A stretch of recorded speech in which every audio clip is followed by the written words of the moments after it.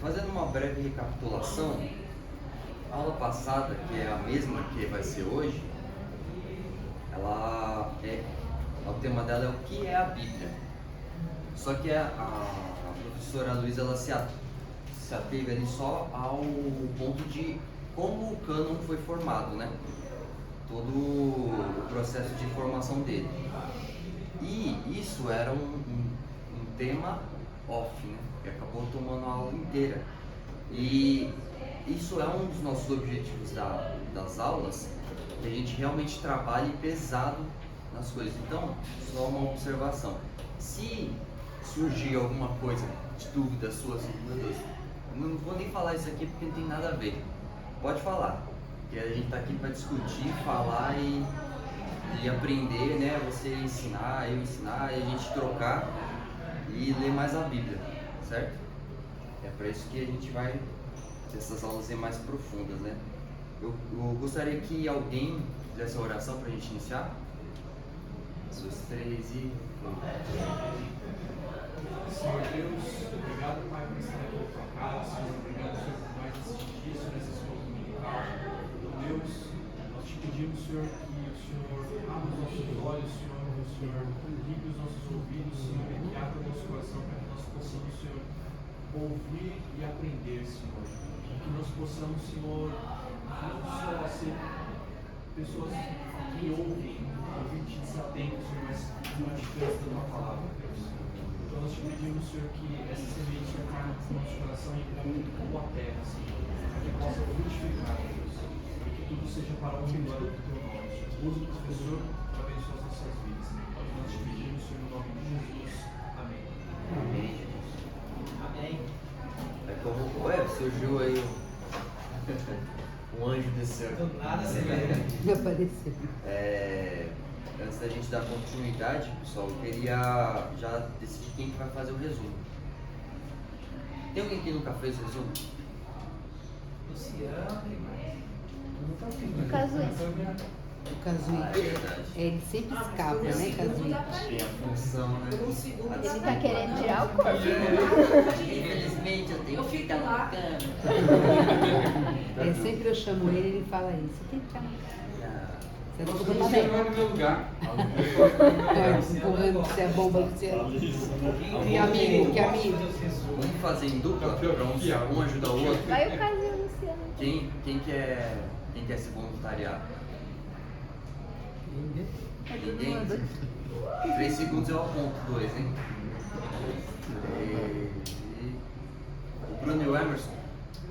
Pode ser? Sempre o Bruno, coitado. Eu só vou acompanhar o Bruno, tá? Vai só acompanhar. Vai dar reforço. Já anota, faz todas as Segunda anotações. ordem de cima, a gente não pode controlar. Ah, sim, é verdade. Eu vou né? dar o suporte pra ele. Segura na mão dele. Segura na mão. Vai segurar na mão dele. Vai fazer, é verdade. E aí eu também gostaria de pedir para os irmãos, somando ao que eu disse antes, se a gente entrar em um assunto que vai longe assim, alguém ter uma âncora e falar assim, ó, você tá falando de tal coisa, pra gente também não saber pra onde a gente tava indo, né? E aí agora, deixa eu ver, tô seguindo meu tablet aqui. Nossa, é top. Isso aqui Bem não moderno. faz, não fica sem bateria esse, sem internet. Esse aí é antigo. Tava falando pro Felipe, eu voltei a usar caderno porque, sei lá, meu cérebro ele funciona escrevendo, né? Eu também. Eu deixei de fazer isso um tempo e quando eu fiz, falei, nossa, é totalmente diferente. Diferente. A gente tem modos diferentes de aprender, né? Vamos lá. Primeiro, a gente tem aqui algumas perguntas que eu gostaria de ter um diálogo com vocês aberto, sem falar, não, isso tá certo, isso tá errado, por enquanto, né? E eu gostaria de perguntar para vocês, eu acho que até a Luísa já perguntou, mas pra gente lembrar, a Bíblia, para vocês, ela é um livro comum? Um livro ordinário, assim, porque... Aí, Eu creio que para essa resposta, para essa pergunta tem duas respostas, Rafael. diga. A primeira é, para quem crê, não é um livro comum. Para quem não crê, é um livro histórico, aí se torna um livro comum. Na minha visão. Realmente. Ainda que uma pessoa que não crê comece a ler, Deus pode usar essa leitura para tocar na vida da pessoa. Mas, inicialmente, para essa pessoa é um livro comum. Mas para quem crê, tem fé, não é. Eu acho que o ponto de você identificar as coisas é a sua cosmovisão, né? A sua fé ali em cima daquilo transforma o objeto, né? E eu pensando nisso em casa, fiquei olhando assim o modo que hoje eu trato a Bíblia, um objeto, e eu trato outro livro, outro objeto. Sendo sincero com os irmãos, o tratamento em casa assim é igual. Eu deixo no mesmo lugar, eu guardo ali, eu uso quando eu preciso, não tem uma diferenciação. E aí eu queria trazer essa reflexão para os irmãos. Será que a gente precisaria de uma reverência à Bíblia, ao objeto? Já viu aquelas casas que a pessoa tem um pedestal com a Bíblia gigante, aberta no Salmo 23? E só aquela Ou 91. Ou 91, só aquela página é amarela, todas as outras são branquinhas, né? Porque ela só deixa ali. Mas é uma certa reverência, né? Não sei se os irmãos conhecem aquela... Esqueci o nome agora do autor. Mas é uma Bíblia extremamente bonita. Ela é assim uma obra de arte, é uma Bíblia católica, que ela é do tamanho gigante. Livrão assim, eles falam que a Bíblia é sacerdotal. Sem brincadeira, ela é desse tamanho assim, uns 2.800 essa Bíblia. Mas ela assim, ela é carregada de ilustrações, obra de arte, entendeu? É sensacional. E ela é feita para isso, para você comprar, deixar lá, porque você não vai vou pra igreja, irmão, lá, tchau. Trazer um trambolho desse, que acho que é uns 8 quilos a Bíblia. Gigante. E ela não tem essa, tipo assim, deve ter glossário no fim, coisa, não. Ela é Gênesis, Apocalipse, acabou. Ela tem esses rodapés, assim, de referências e dicionário, mas o resto é só a Bíblia mesmo. Dito isso, vamos passar para a próxima pergunta, que é: como os adultos, cristãos ou não, né, Felipe, lidam com a Bíblia hoje? Eu acho que é o que a gente está falando, né? Mas, quero dizer assim, quando você está lendo a Bíblia, realmente, às vezes, sinceramente, você está sabendo que é Deus falando com você? Você sente essa autoridade? Quando você pega a Bíblia ali, vou ser sincero com os senhores, irmãos, eu às vezes não sinto isso. Por quê? Por desatenção. Porque você está assim e tal, você está carregando a Bíblia ali, vem pra lá, assim, fica a ver, tal, começa a ler.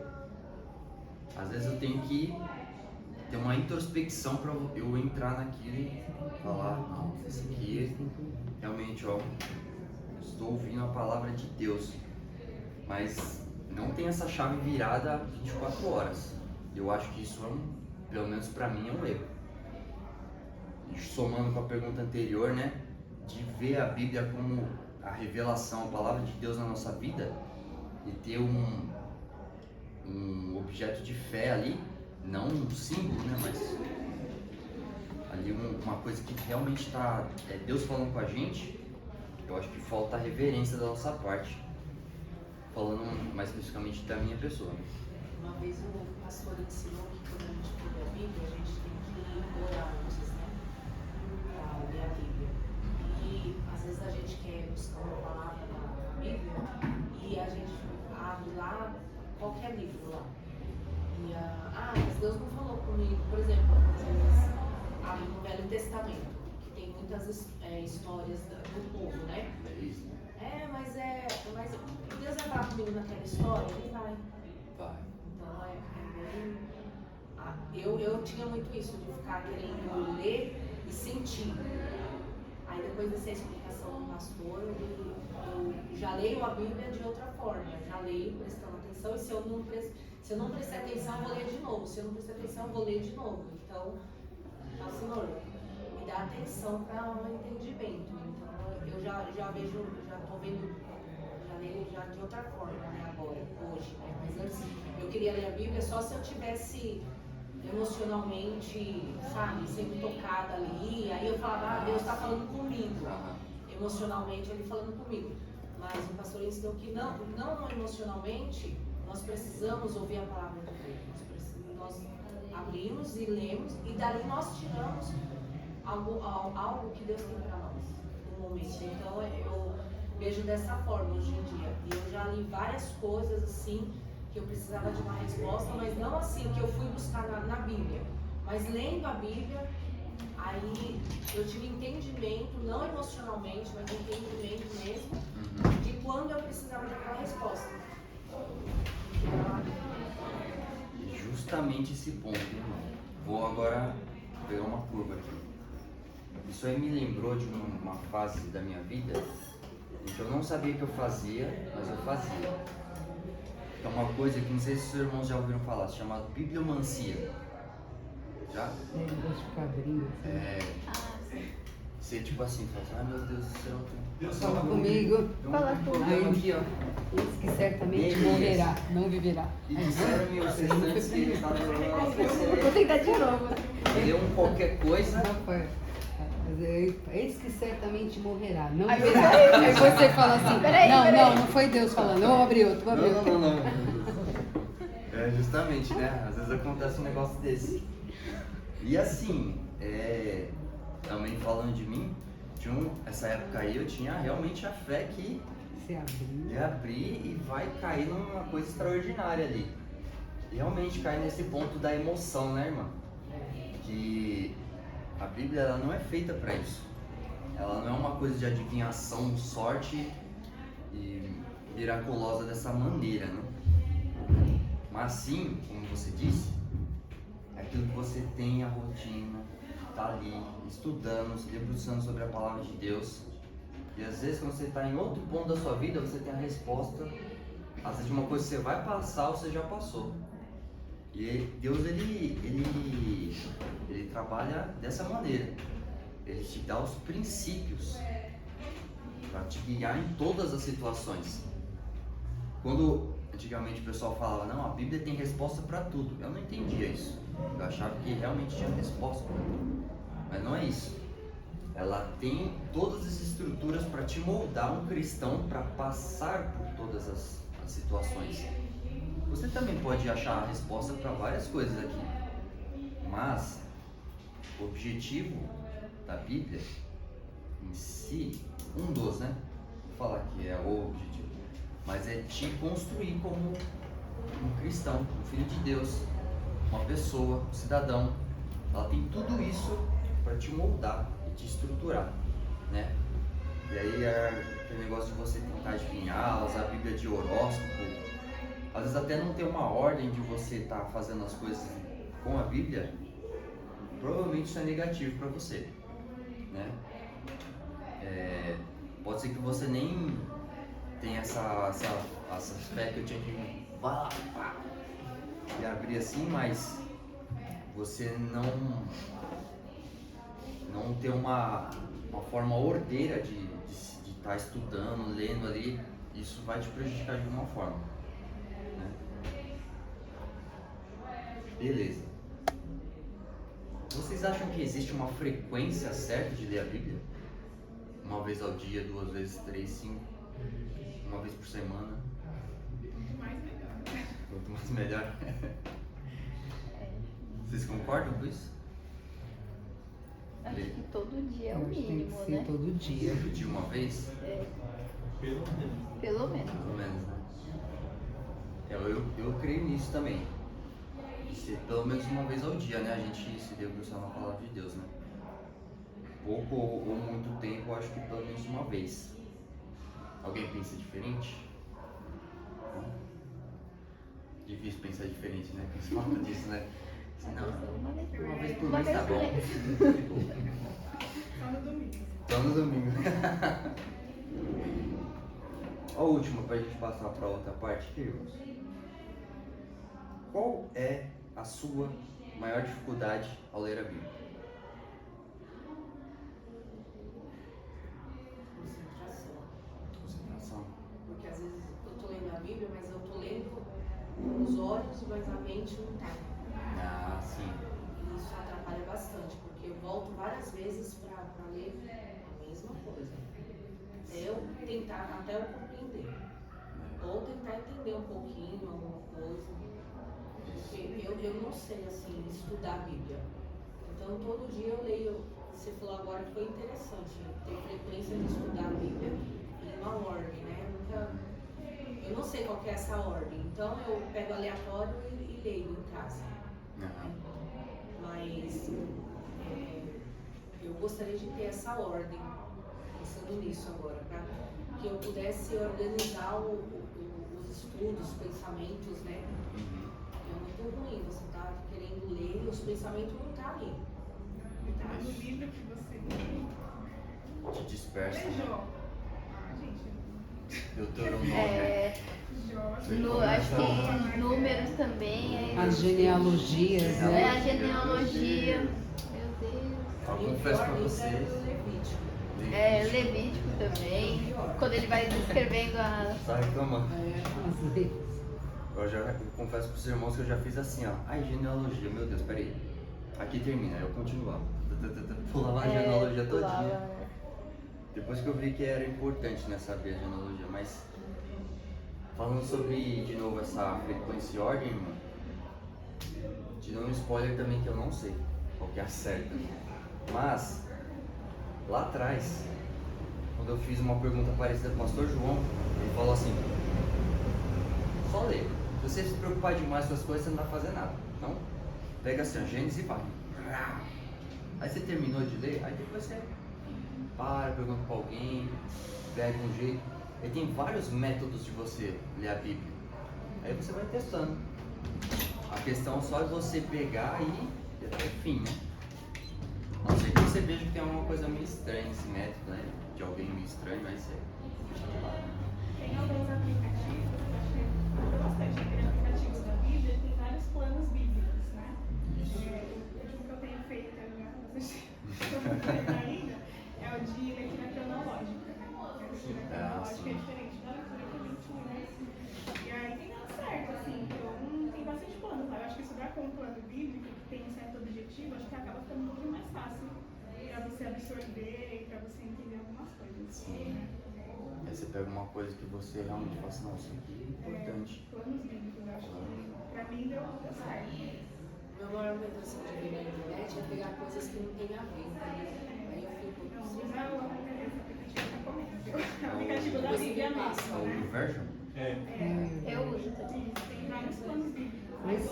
Você lê também um capítulo de Gênesis e um capítulo do Novo Testamento. Você vai lendo paralelo, é muito legal, é muito legal. Você começa em Gênesis, então hoje você vai ler o primeiro capítulo de Gênesis e o primeiro dos Evangelhos, que é Marcos, né? Aí vou fazendo assim, ó, é muito, muito. A vez que eu li dessa forma, não foi tão cansativo, Levíticos, os... É muito bom. Porque é bem cansativo essa parte. Você lê um capítulo, você dá aquele ufa, meu Deus. Pula pro outro e fica mais equilibrado, né? Um capítulo de cada Depois um que por entra de dia. Samuel, que É. Você lê um pouquinho e tal. Esses livros que aumentam muito, Você vai ver aquela depressão, né? É difícil, Meu Deus. foi assim. Você pensando nos difícil, né? problemas, né? Nos problemas. É difícil. Eu gostava de ler sempre assim, Rafael. Gênesis e Apocalipse, né? Agora eu mudei. Eu começo no Novo Testamento e depois vou pro Velho. Ah, você faz primeiro Comecei. e depois vai pro velho. Como começou e como vai Uma coisa que eu fiz que me ajudou bastante com ele foi pegar todos os profetas menores, detonava os profetas menores, aí eu pegava as cartas do Novo Testamento, aí lia um pouquinho aqui, lia um pouquinho cá, e ia fazendo essa mescla. Tipo, eu consegui ler Pegando os livros menores, isso. é uma boa. Profetas menores, e aí vai. São realmente uns livros menores mesmo. Assim eu nunca fiz, Fê. Bem interessante, mano. Os profetas menores, eles E assim? são muito bons, porque na verdade esses profetas menores são pequenos, mas profecia que você fala, gente, Mensagem super. como É pode? tudo do tamanho da Michelle e do Emerson. Lembra quando Eu pedi nesse bolo, Lembra né? quando foram tirar sarro de você? Bullying gospel. Eu nem tinha chegado. Lembra quando foi fazer bullying com eles? Deus? Obrigada. Você vai chamar a ursa? Ó. Aí eu escrevi uma conclusão dessa parte aí das perguntas, irmão. Assim como a reforma protestante começou com uma redescoberta da autoridade da Bíblia, hoje nosso desafio é reencontrar a submissão a ela, reencontrar essa autoridade da Bíblia, para a gente realmente revê-la como autoridade final na nossa vida. Eu vou pedir para todos os irmãos abrirem em Timóteo, 2 Timóteo 3,16.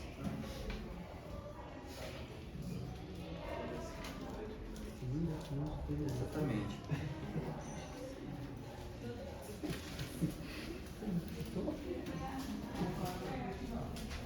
Segundo Timóteo. 2 Timóteo 3,16.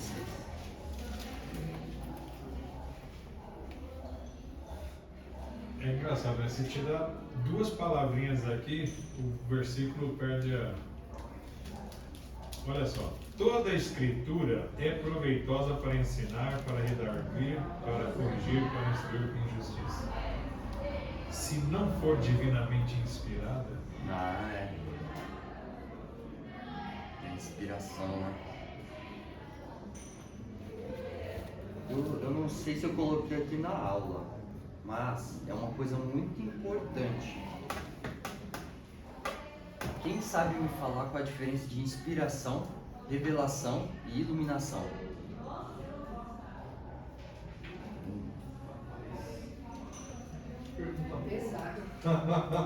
Inspiração, eu acho que o autor escreve conforme que ele pensa. Não saber responder. É. E acho que Deus fala exatamente, quando ele revela, acho que fala exatamente o que ele tem que escrever, as palavras exatas. Como ele fez com Moisés. Moisés teve que escrever exatamente o que Deus estava falando, né? Agora, quando é inspirado, acho que Deus coloca no coração e o autor vai escrevendo. pergunte de novo, pastor Celso. Perguntei, pastor, qual a diferença entre inspiração, revelação e iluminação?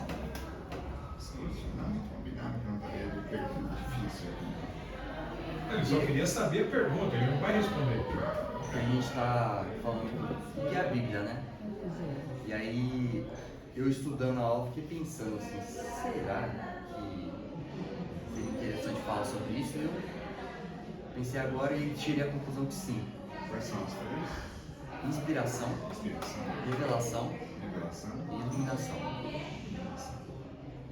Aí a Beatriz estava falando que inspiração, né? Vem a inspiração e a pessoa escreve, né? No nosso caso, Deus deu uma inspiração e Igual se inspira, né, pastor? Inspiração. escreveu exatamente, né, o que ele devia escrever sobre a personalidade dele, né? Na inspiração ainda não sei o que eu vou fazer, mas eu me sinto com alegria cerebral para fazer uma coisa, mas posso não saber qual é. Tive uma conversa com uma pessoa uma vez, passou sobre isso. Ela falou assim, então uma pessoa baixou Deus nela lá, ela ficou em transe escrevendo. Baixou Deus. Baixou Deus? Ótimo. Não, mas né, Transe. assim, eu expliquei de um jeito que eu acho que ela entendeu, né? Imagine você escrevendo uma história. Você tira da sua imaginação e criatividade todo o enredo daquilo, né? O que acontece é a inspiração, ela vem sob o seu intelecto. E quando você tira algo dali, né? Você tira, né? Na verdade, Deus. É Deus falando. Então o que sai da sua mão, que saiu da mão, né? De quem escreveu, é a palavra de Deus. Porque a inspiração vem diretamente dele, né? Dando essa autoridade ao que foi escrito. E a revelação, pastor? Só tem que levar em consideração a inspiração que ainda que outro venha pregar um evangelho que não é o que eu tenho anunciado, seja anátema. Então a inspiração tem que ser corroborada, essa inspiração precisa ser corroborada pelo conhecimento bíblico. Justamente, aí vem o segundo ponto, revelação. Foi tudo inspirado, escrito e encerrado. Após isso, inspiração e revelação não existem mais. Foi encerrado pra gente aqui. É o que nós ouve, né? Ouve, né? A iluminação e a revelação aconteceu. O que acontece hoje pra gente é o Espírito Santo que escreveu também. Não faz sentido, porque nem os 7 livros o Canon aceitou. Né? As igrejas católicas e evangélicas da Reforma entenderam que aqueles 7 livros não preenchem essas categorias. Já cortado, né? Autoria e revelações dela, né? E aí, o que nos acontece hoje é a iluminação do Espírito Santo, né?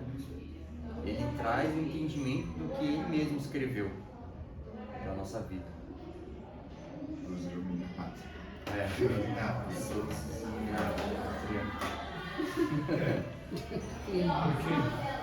O que a Bíblia diz é: vos fará lembrar, a gente está preocupado com o que vai dizer, mas, né, vos fará lembrar daquilo que foi ensinado.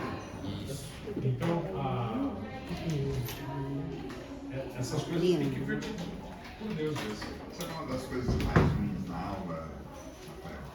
É que o pastor presente estraga tudo. Fica interrompendo. Brincadeira. Nada. O pastor só não brincou. Eu já estava pensando numa iluminação.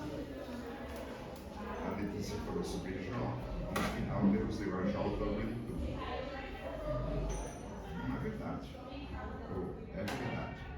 Ele tinha 7 mil ovelhas. Deus deu 14. Ele tinha 500, Deus deu 1. Tinha 500 juntas de boi, Deus deu 1. Tinha 7 filhos e 3 filhos, ele deu 7 filhos e 3 filhos. Como explicar isso? E outras tantas coisas da Bíblia. A iluminação. Não é?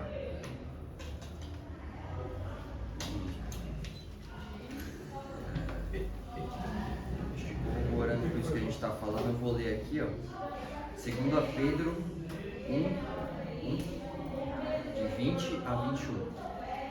Sabendo primeiramente isto, que nenhuma profecia da Escritura é de particular interpretação, porque a profecia nunca foi produzida por vontade de homem algum, mas os homens santos de Deus falaram inspirados pelo Espírito Santo, né?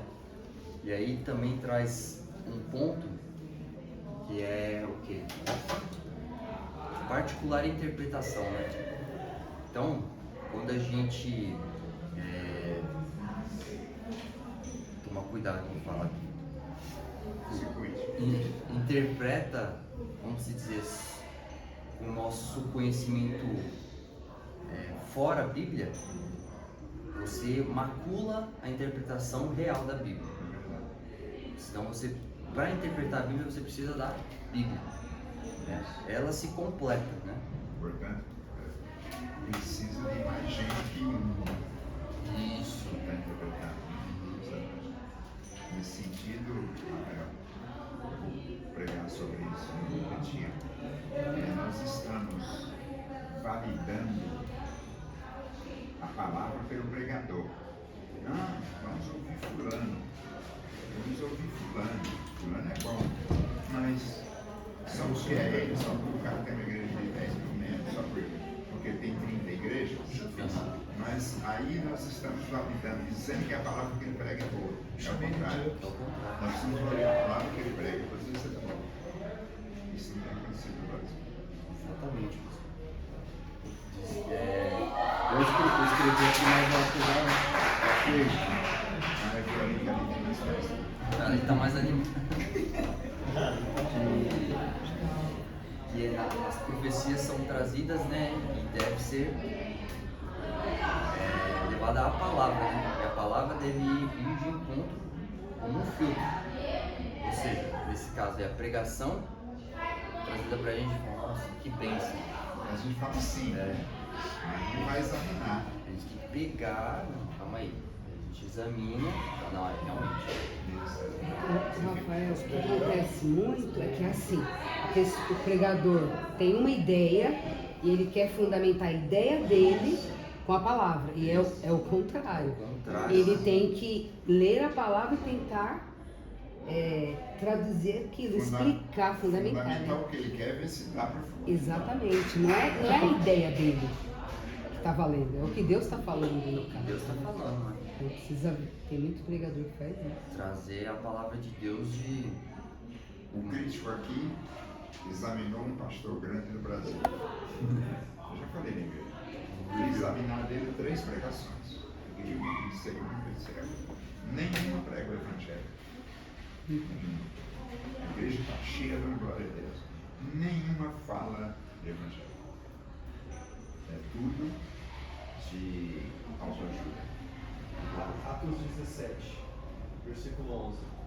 Ora, estes foram os mais nobres dos que estavam em Tessalônica, porque de bom grado receberam a palavra, examinando cada dia as escrituras, se essas coisas eram assim. Como o povo Berés. É isso mesmo. E acho que isso é uma parte da nossa obrigação, né? Receber palavra e colocar tudo à prova da Bíblia, né? Isso faz parte do que eu já estou falando, que a gente está falando sobre a palavra ser inspirada, né? Aí a palavra inspirada do original seria soprada por Deus, né? Então aquilo vem da própria essência de Deus, da Bíblia. Então tudo tem que estar fundamentada nela, né? O que vem primeiro é ela, depois as outras coisas, né? Em questão de ensinamento, né? Palavras e tal. No caso do pastor, tá falando agora, a palavra ela tem que ser como um filtro na nossa vida. No caso da pregação que você citou também. Tem que ser um filtro para a gente usar aquilo como o que vai entrar no nosso coração, para ser exatamente a palavra, nada mais, né? Eu coloquei uma frase aqui também, que também é muito importante de ter. Bem inspirado?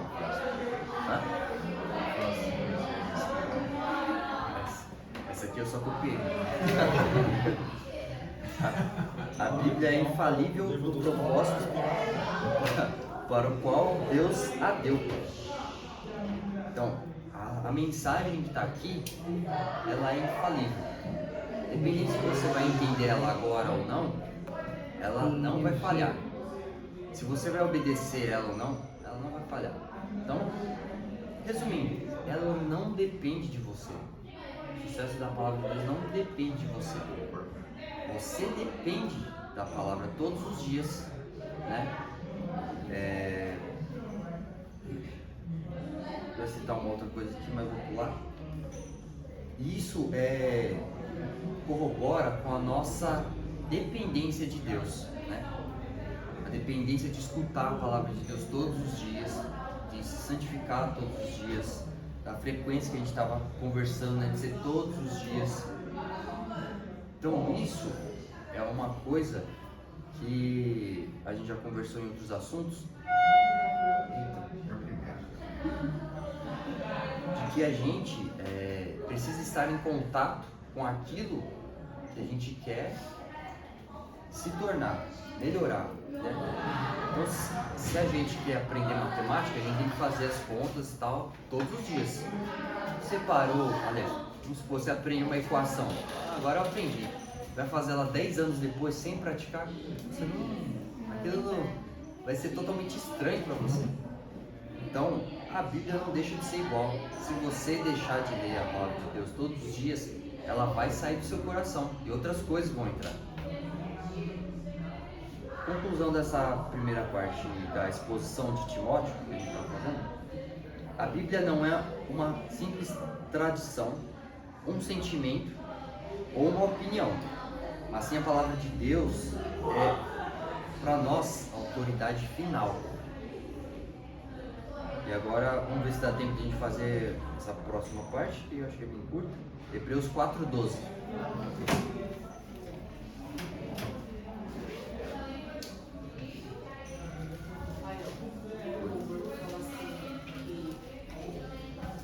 Fala assim, que Deus nos seguirá, né? Nos seguirá, nos seguirá. Aí eu fico pensando, será que eu sigo a Deus? Eu sei que Ele vai com a gente onde a gente for, mas será que eu respondo a Ele da mesma forma? Que aí eu encontro tudo isso também, a Bíblia, a oração, os pensamentos, as ações. E sempre em casa eu oro dessa forma, eu falo, Senhor, que a minha leitura ela não seja apenas leitura, mas que ela possa ser introduzida nas minhas ações, nas minhas palavras, nos meus pensamentos. E eu sempre lembro desse louvor, sabe? Quando eu canto esse louvor, eu já canto esse louvor com esse pensamento. Sim. Porque Deus ele é fiel, mas nós somos. Essa é a grande questão, né? Será que a gente é fiel, né? Será que a gente está dando o nosso máximo para Deus, né? É uma coisa que eu acho que deve traspassar o coração de todos aqui, né? Se dá o máximo da gente, toma tempo. Toma tempo. Toma tempo. Às vezes você vai ler, você vai orar, você vai ter que se dispor de tempo, né? Se organizar, se Às vezes esforçar. a gente está tão corrido que a gente não consegue ter essa organização. Né? Depois você vai e fala, Senhor, me perdoa porque eu não pude olhar hoje, porque eu não pude ler a palavra, e é bem complicado isso.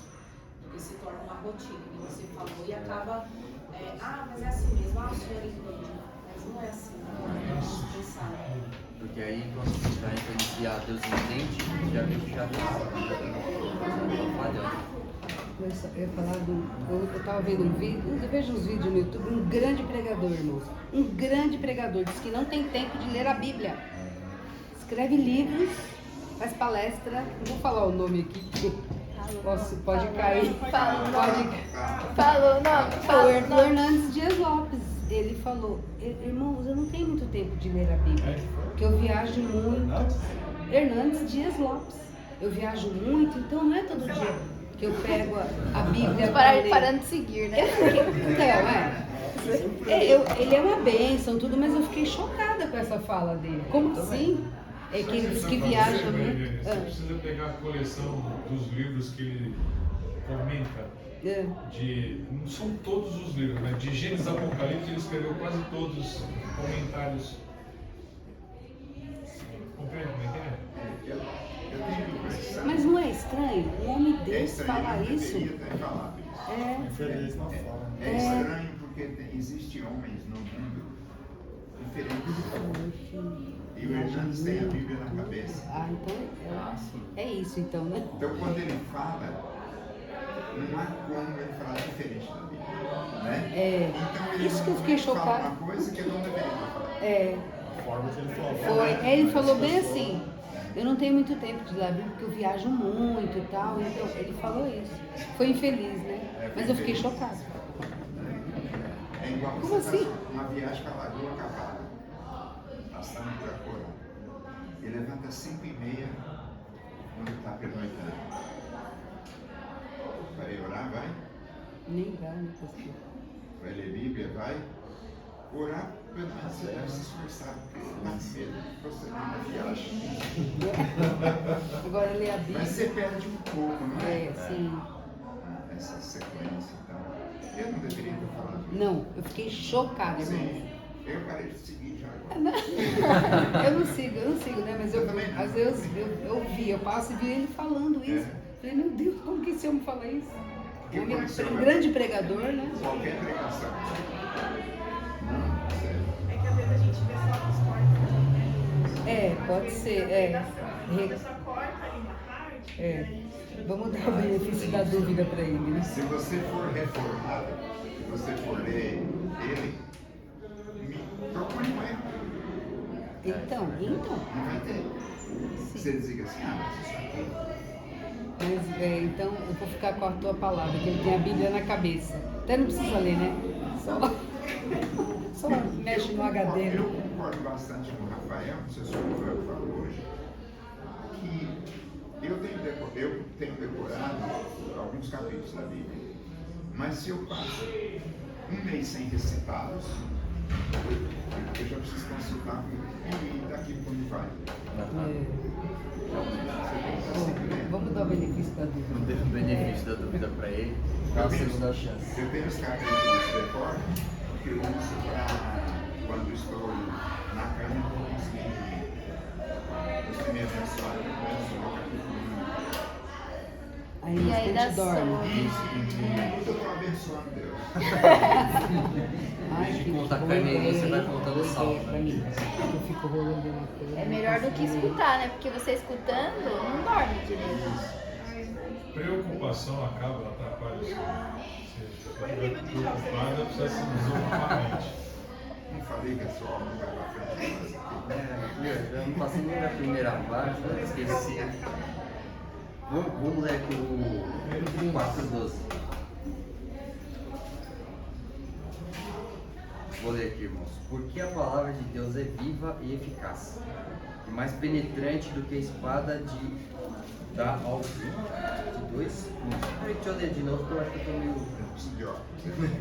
Porque a palavra de Deus é viva e eficaz, e mais penetrante do que a espada alguma de dois gumes, e penetra até a divisão da alma e do espírito, e das juntas e medulas, e é apta para discernir os pensamentos e intenções do coração. é forte. Acho que poucas pessoas conhecem uma faca de dois gumes, né? É, afiada dos dois. Já, quem aqui nunca viu uma espada, uma coisa laminada dos dois lados? Eu nunca vi. 4:12, né? Olha só, 4:12.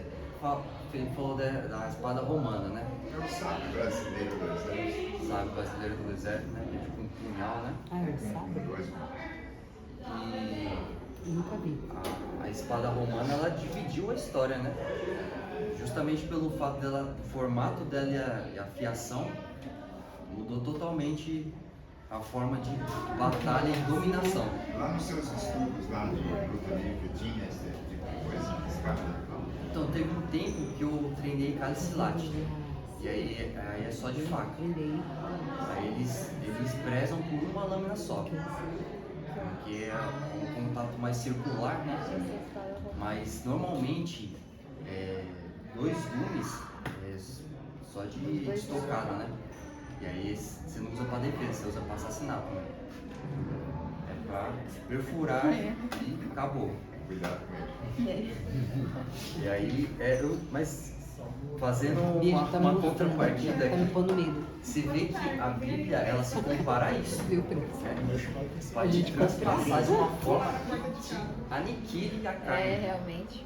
O Acho que esse é o Rafael, sábio meu sogro, brasileiro, eu acho. É. pastor, pai da Valéria, pastor, ele dizia o seguinte: uns leem a Bíblia para salvação, outros leem a Bíblia para perdição.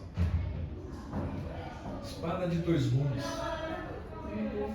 Corta, né? ela pode salvar, pode. Como pode a Bíblia ter essa capacidade? Ele vai até um ponto que a medicina nunca vai entender. Até onde acaba carne e agora é alma. Fizeram uma tentativa, não sei se vocês viram, de pesar pessoas que estão morrendo. Chegaram a uma conclusão assim, que quando a pessoa, o fôlego vai embora, ela diminui em 434 gramas. Não.